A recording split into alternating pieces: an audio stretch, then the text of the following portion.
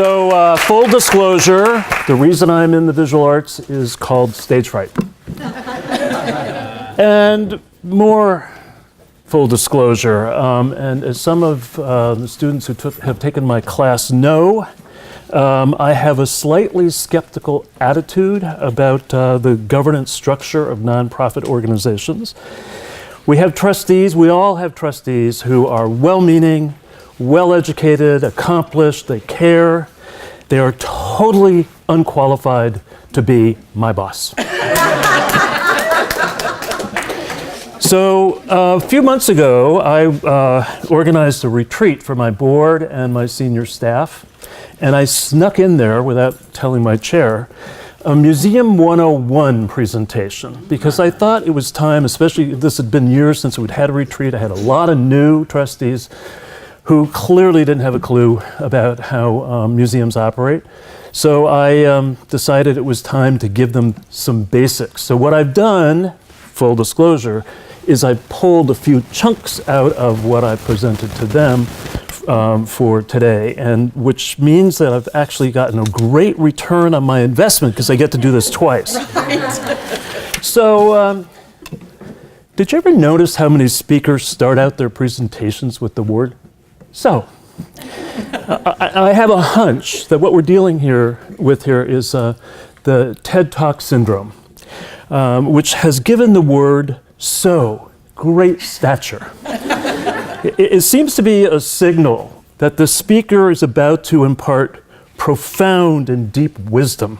So it's not the conversational "so," like "so how you doing?" It's the "so" with gravitas, usually with a deeper voice. So I'm not going to start with the word "so" because I don't want to raise your expectations and I don't want to lower my voice. I have a corollary theory too, though, that all radio and TV interview answers must begin with the word "look," especially on MSNBC. So it's like when they ask, well, what about the future of the Democratic Party? Which is kind of a big question. The responder always starts the answer with "look," as if to say, oh my God, the answer is so obvious that you clearly are not paying attention. So look. At least now I've got your attention, right? This is good. Now, what does this have to do with the future of art museums? Not a goddamn thing. I just felt like venting. It's been a long week. All right, so the title, if you're literate, of my presentation is "Art Museums, Is There a Future?" And I know that sounds a bit dystopian. So perhaps a more precise question is, will art museums as we know them today be recognizable in the future? Because North Korea notwithstanding, I believe that there really is a future, but I'm just not sure that there's a future with so-called traditional art museums in it. And of course, the joy of the passage of time is that sooner or later, we find out about the future. So from this point forward, please keep in mind that my comments represent my take on the most important issues facing museums today. And I've had to leave a lot of stuff out. I admit that my observations are selective, biased, and abbreviated. Sort of like fake news, but less sensational, and maybe with a bit more thought and research behind them. So I claim that right now is the most exhilarating, intriguing, and challenging time to work in a museum. Why? Because I believe the museum community is experiencing a seismic shift in how they define themselves, how they relate to their communities, how they define their constituents, and how they shape their programs. And when I say programs, I mean both exhibitions and educational activities. Staying relevant in the 21st century is the primary challenge. What does relevance mean, and how do we know if we've achieved it? But before we get into those critical questions, let me quickly review the last 3 seismic shifts that swept the museum world to where it is today. For many, many years, way before most of you were born, museums were these nice, quiet little places, much like libraries in the olden days. Generally, museums were fortresses dedicated to collecting, preserving, researching, and often secondarily exhibiting the objects and the artifacts representing humanity's cultural and scientific heritage. For 2 centuries, museums were inward-focused, the preserve of scholars who were the voices of authority and their wealthy benefactors. Visitorship was not a priority and mostly limited to people who were well-connected, well-educated, and of some means. So what was the first seismic shift? The Metropolitan Museum of Art hires Thomas Hoving as its director in the late 1960s, and he decides to shake things up, to wake the Met up, and he did it by dramatically changing the physical site, the building, changing the collections policy, and most importantly, by launching the infamous exhibition about King Tut in the late 70s. His book, titled Dancing with the Mummies, vividly describes his then heretical approach to museums. The blockbuster touring Tut exhibition blew the doors off the Met and museums across the country, and suddenly, museums became a place where people from all walks of life wanted to go. The public's perception of museums shifted radically, and almost more importantly, the museum's perception of how they could attract the public and be more vibrant and be more vital shifted as well. So for good and or for evil, blockbusters and this new flood of visitors changed museums forever. Now at that point, while U.S. museums did have an educational role as defined by their 501c3 status, education was still not a priority. Scholarship and research was a priority, but public access was still secondary at best. And then came along the second seismic shift. An American Association of Museums task force published an earth-shattering document titled Excellence and Equity: Education and the Public Dimensions of Museums. The museum community, through this document, loudly and forcefully proclaimed its commitment to the public and to education as central to their public service and pivotal to every museum's activities. And as importantly, they made a commitment to being more inclusive places that welcome diverse audiences at all times. This document was crafted as recently as 1992, and it is updated every 10 years. Sadly, it needs to be updated every 10 years because we have not achieved what we set out to do. But the AAM did help redefine the shape and the purpose of museums within their respective communities. And museums, large and small alike, took this commitment to heart and developed programs that welcomed and served an even larger audience. Museums became less about things to being more about people, ideas, and engagement. Second slide, please. I'm in the visual arts. That's the end of my PowerPoint. So enjoy. During the 90s and the aughts, things were cooking along pretty nicely.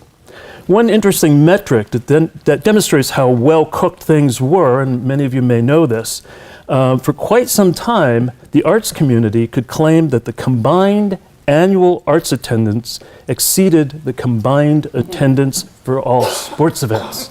Yes! Sadly, I'm not sure that we can make that claim today. I don't know that for a fact.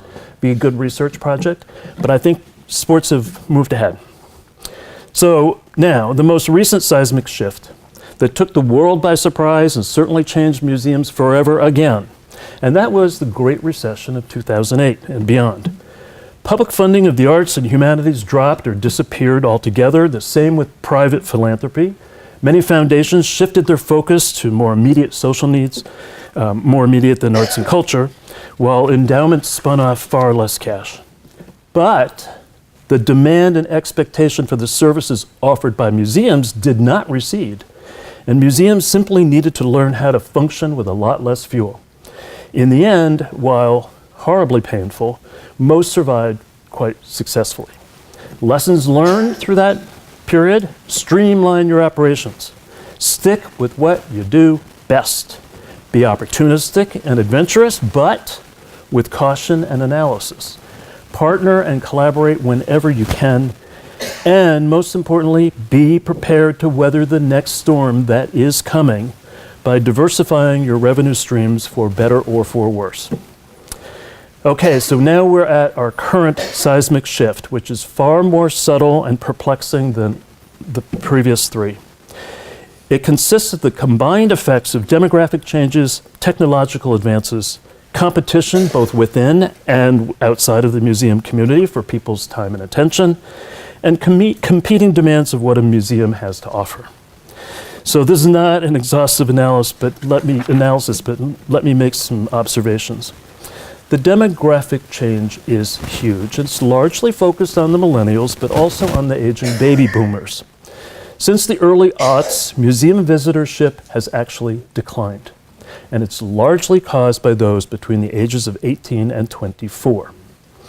This is a digitally savvy cohort that is not always well accommodated by museums, and they are not aging into caring about the arts and culture like previous generations did. As stated by one of my museum colleagues, quote, "Our competition is Netflix and Candy Crush, not other museums." So that's a bit facile, but I think you get the point. Baby boomers, on the other hand, have time and talent that museums can attract, and they represent, on the one hand, a huge wealth transfer. A lot probably going to the younger, non-museum going generation, no doubt, but hopefully some of it will go directly to the arts organizations. So there is an opportunity there. But on the other hand, less affluent baby boomers are placing a huge strain on public health and welfare services, often at the expense of art funding. On another note, here's another strange dilemma. One study claims that some drop in museum visitorship is caused by the literally crushing success of the iconic museums. MoMA, Met, the Louvre, Tate. Those have become top bucket list stops, and the crowds there are unmanageable. So the visitor experience is so diminished that a lot of people who would like to go there don't. Often to alleviate the crowds, museums raise their prices, and therefore losing more people who are either unwilling or unable to pay the price. Or the museum will spend tens and hundreds of millions of dollars to build larger facilities, and of course they have to justify them by attracting more people. So we have a cycle that's almost impossible to get out of. Here's another factoid. One study claims that only 32% of the US population has a likelihood of visiting any kind of cultural organization. One third. So do we start off our careers by writing off 2/3 of the population? I don't think so. Audiences are constantly evolving, and programs should evolve with them in order to be sustainable and to potentially attract some of that 2/3 population. Technology, of course, we all know is such a big issue.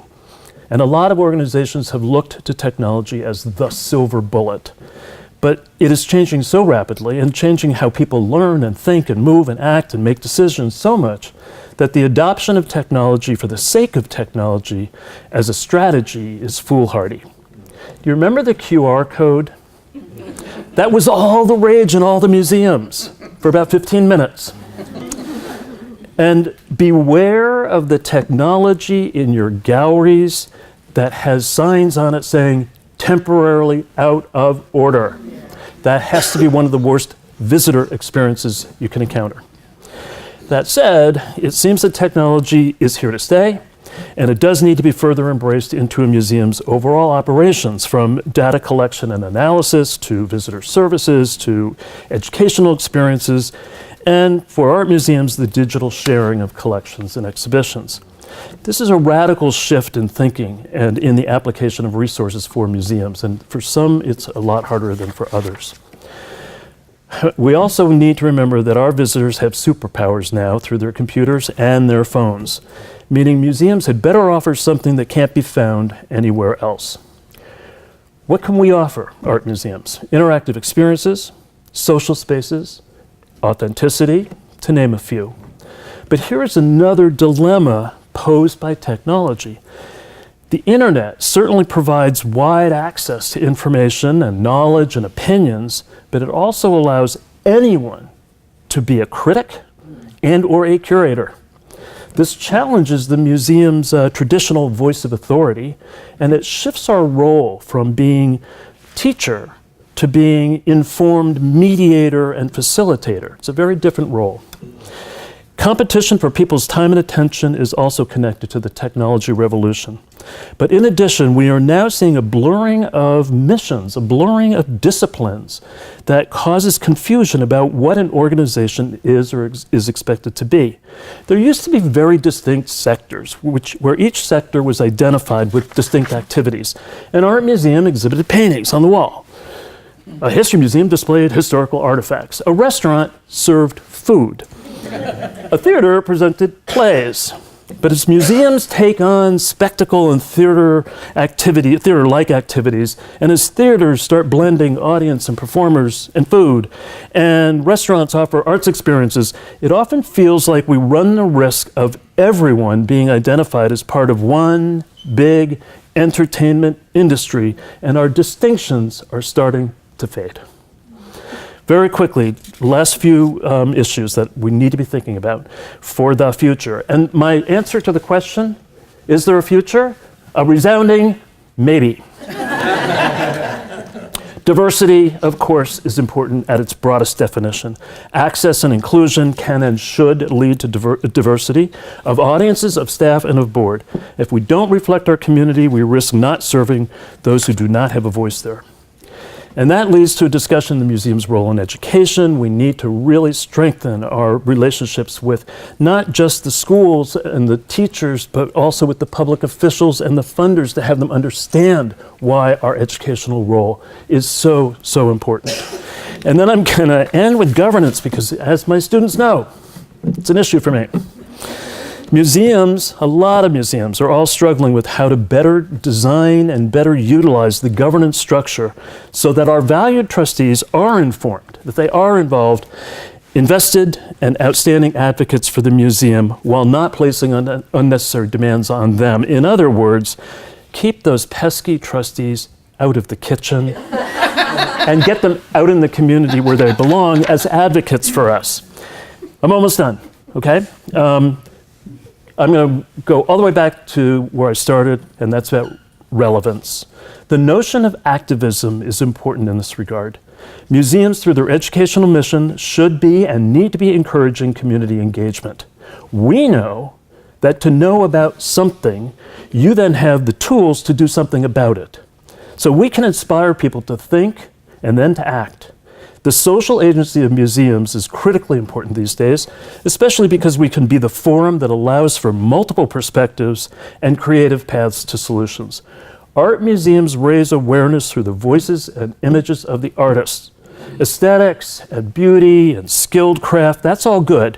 But in order to continue to be relevant, museums now must be advocates for social equity and responsibility in how they operate and in how they program. So frankly, a museum's future attendance and community support will only continue if it can demonstrate relevance, if it can demonstrate significance. Then it will have a future. Thank you. Yeah. Did I do it?